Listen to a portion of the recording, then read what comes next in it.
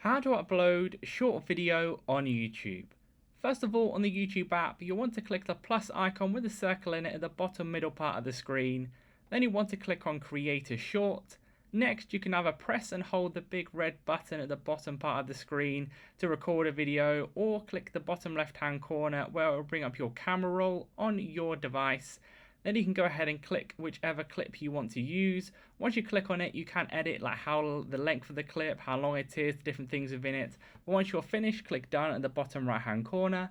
Then again, you can add a new video by clicking the bottom left hand corner, or again, press and hold the red button in there.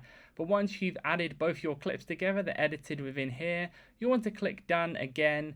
Then you'll want to click the bottom right hand corner where you see the little tick icon. You can also flip effects and speed within there as well, but once you've done all of that, you click the top right hand corner where it says next.